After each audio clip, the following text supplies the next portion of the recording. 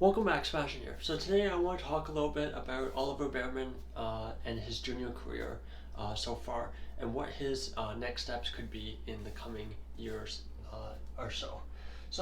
Of course, for Oliver Bearman, he made his debut at the Saudi Arabian Grand Prix this past weekend. 18 years of age, he came 7th in the Grand Prix, scoring 6 points, finishing ahead of Lando Norris, finishing ahead of Lewis Hamilton, and overall a pretty impressive showing.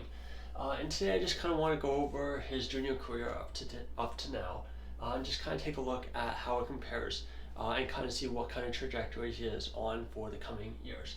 So he actually started in single seaters in 2020, so that's 4 years ago. So he would have been, I believe he turns 19 quite soon, so that would have been around 15 years of age, in ADAC F4. So that's German F4. Unfortunately, the championship's been discontinued, but in his first year, he finished 7th, 144 points.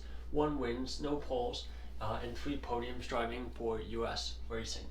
The following year, he did a dual campaign in German F4 and Italian F4, the two highest level F4s at the time, winning both.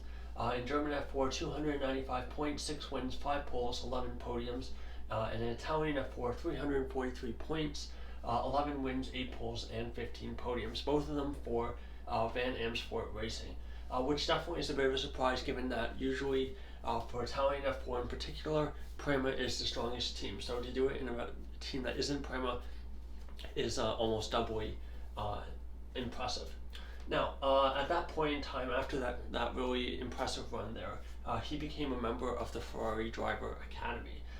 So in 2022, he went all the way from F4 to F3, skipping the former Formula Regional sub-tier of the pyramid.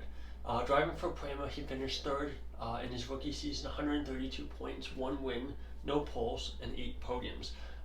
Not tremendously high peaks, but pretty consistent, getting 8 podiums across the season. His 2 teammates in Prema were Arthur Leclerc, not Charles, 114 points for him, and Jack Crawford, 109 points. Both so-so drivers. Leclerc is left single-seaters driving GT3s, I believe, and Crawford's an all-right driver driving for Dams in F2. But yeah, neither of those guys are F1 level drivers. 2023, he moves up to F2, finishes 6th in his rookie season, 130 points, 4 wins, 3 poles, and 5 podiums. So the fact that 4 of his 5 podiums are wins show that the highs were very, very high, but he unfortunately wasn't able to get on the podium that often. Again, driving for Prema, his teammate was Frederick Vesti, second-year driver in the series, who got 192 points, 62 more than him, and he was the vice champion of the series, so did finish ahead of him in the championship. And Vesti was much more consistent across the season. Highs were about the same, but yeah, Vesti much more consistent, so that obviously allowed him to finish ahead in the championship.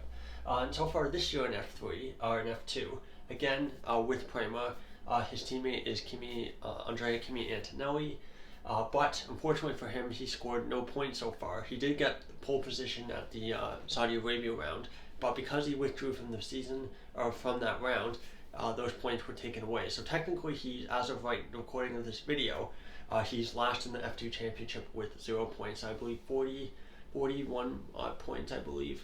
Maybe it's even more than that at this point. 40 odd points behind Zane Maloney, who leads the F2 championship. So I think for this year, I think the F2 title is going to be a bit of a long shot given how the start of the season's gone, and obviously the first race in Bahrain, Prema were kind of an absolute disaster there. So I think title is going to be a long shot, but I still think top 3 in the F2 championship will be really possible, and that should be his target.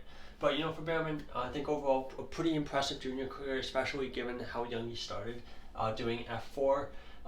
Lots of pole positions in that 2021 season. 2023, 3 pole positions as a rookie is also quite impressive. Now, he before the season even started, it was announced that he was going to be doing 6 free practice sessions with Haas.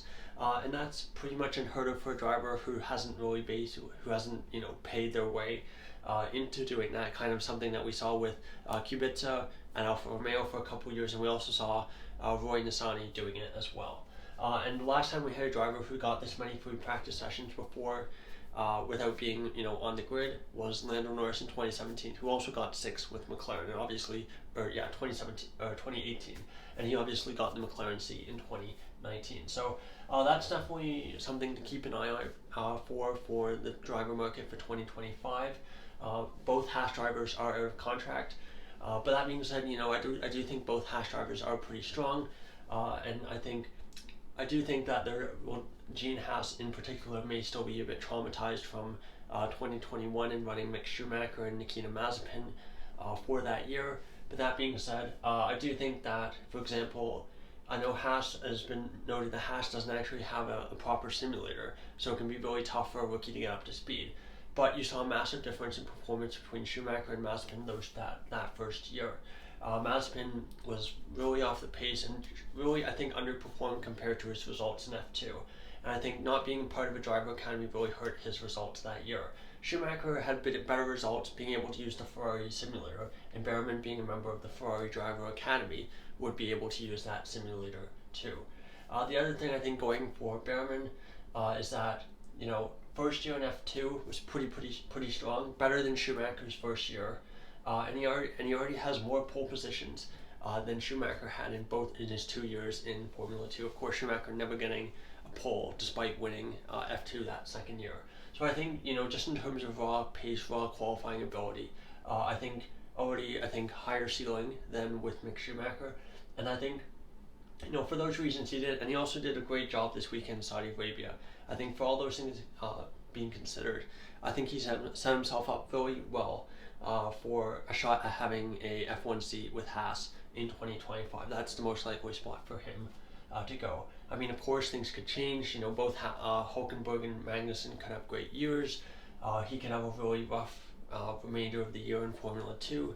So many things can happen as well. But that's my take on kind of introducing Oliver Bearman's junior career and kind of talking about a bit about how he got to getting a Ferrari spot on his getting the Ferrari reserve seat, and then of course getting F points on his F1 debut. So anyway, thank you so much for watching, and goodbye.